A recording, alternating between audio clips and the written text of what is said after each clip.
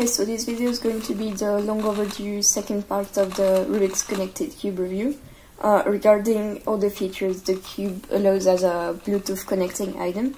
So I apologize for the delay. I had some technical issues which fortunately I managed to resolve. And if you so happen to have any technical difficulty, you can reach out to the GoCube team and they will instantly assist you with whatever your problem is. I started being slightly more busy during the week because school resumed 3 weeks ago, and as a rule I always try and prioritize practicing over making whatever content, because as a speedcuber that's what is most important to me. But I always make exceptions for special occasions, and with the Red Bull tournament fast approaching, I had to get this video out. So I'm going to keep this video by giving a general overview of the Rubik's Connected app and everything it contains with what you might need to know. Now let's dive into the actual content. First of all, one very new aspect is that the cube functions on a battery, and therefore you'll occasionally need to charge it. So it should normally come with a full battery level, so you don't have to worry about it in the first place. But whenever it needs charging, you will find a cable included in the package. And basically what you do is you insert this terminal, basically this little box, onto the yellow center cap. So it should not require more than 30 minutes charging. And when it's done, it usually stands, so you should be able to play a bunch of hours without even worrying about it. Then the first thing you need to do is download the app and also enable Bluetooth in your phone settings. Then you should be able to open the app and land on this screen where it's currently detecting the cube. There we go. So you might rename it however you want, so I named it Patatas because I think it's cool. I'm going to start with these right tabs that I haven't been using as much but might be useful to some people. The first one is sort of interactive Rubik's Cube tutorial. The second contains a range of different games. Then one of the more interesting sections from my perspective is the one on the far left. Essentially you'll find rankings between all the app users, the global rankings between anyone who solved the cube in solo mode at least once. So as you can see, my current best result ranked me 15th, and also 2 people got 3 seconds, so congrats to Max and Ben. Now this tab is where you actually get to do things with your cube. So I'm not gonna go into detail on the bottom 2. This one, the solo game mode, is basically like a regular timer. You see a scramble just got displayed and it progresses as you move the cube. And if ever you make a mistake on the scramble, it tells you the exact move you need to do in order to fix that. 15-second inspection. And the timer starts whenever you first turn the cube.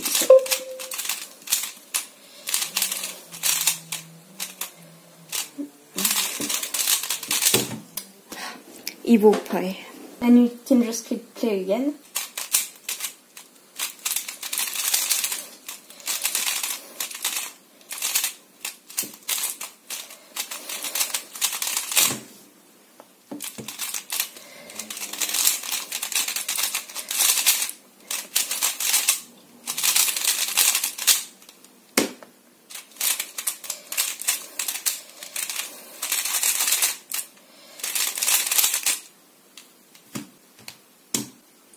So as you can see, the average time that is displayed on your profile is the average of your last 5 cells. So here I got 728, which is not the best, but at least you get the idea. So now let's check the ProCuber section real quick. Essentially what you have is different rooms, I guess depending on your level.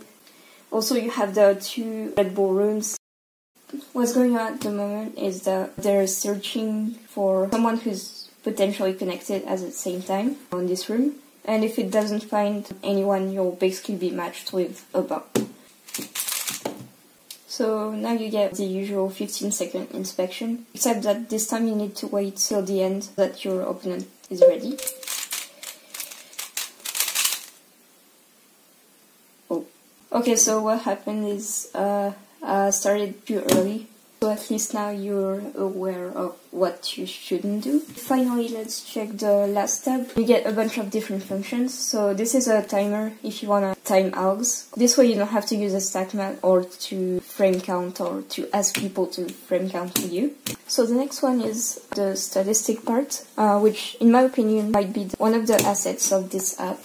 Now on the main page you get your latest averages. What you don't have in usual timer apps is your average moves and your average DPS that are recorded and calculated. Then at the bottom you have access to a bunch of charts that show the time distribution of all the solves you've completed, and you get the same for AO12 or AO100.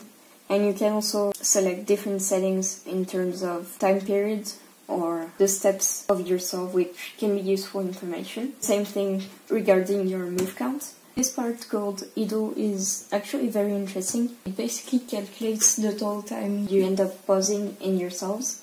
That means anytime you're not turning, they add up to that total. As you can see, I'm pausing like 1.2 seconds on average, which is quite mind-opening since it proves that I have massive ground for improvement. Now you may want to check your solve history. Also, if you get a very good time, you may include it in your favorites. You may want to check the distribution of your number of moves depending on the step. Same thing for the times. And also you have the reconstruction directly included.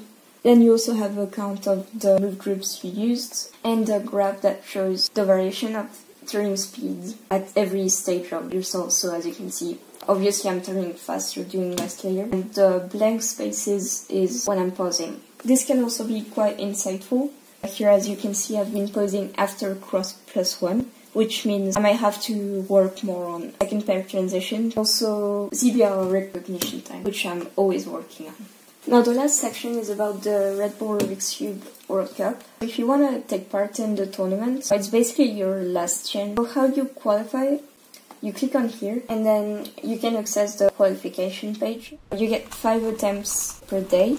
Your best solve is updated and displayed on a leaderboard.